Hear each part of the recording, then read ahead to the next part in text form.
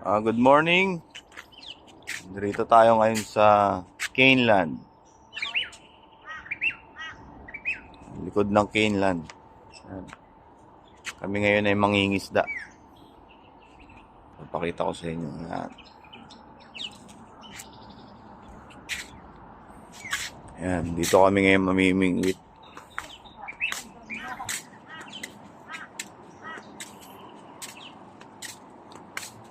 Yan. Diyan kami mamimingwit. Ito yung mga sadyang sabitan ng pamingwit.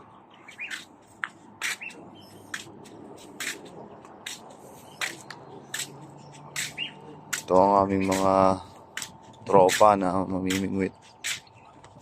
Yan, si Ijun. Pine-prepare niya na ang kanyang pamiwas. Ito naman sa kabila ay mga tropa nating Dito po kami ngayon sa parte ng South Mackay, Australia. Yan. Kami ng pangulan dahil kami po taghirap na.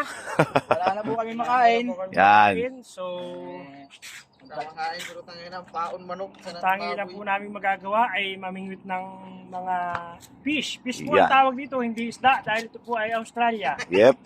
Fish. Ang pangkain po namin ay chicken. Ganyan po. Hindi po sumisibad ang isda rito na ang pamain ay hindi Ang chicken. pamain po namin ng chicken pero 5 kilo.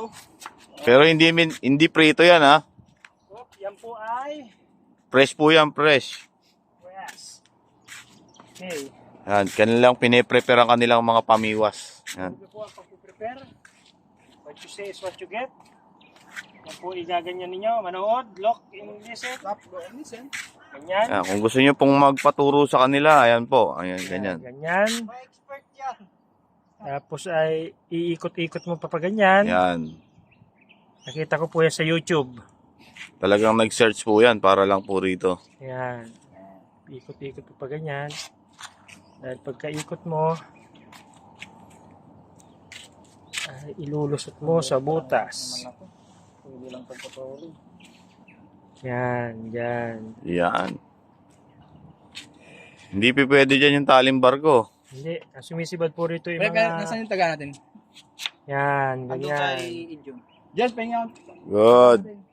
Yun. Adyan yung taga, diyan para bigyan Ayan, mo. kanila pong na-prepare na kanilang mga pamiwas. Ready to, ano na sila? Ready to throw. True. Sinong mauna?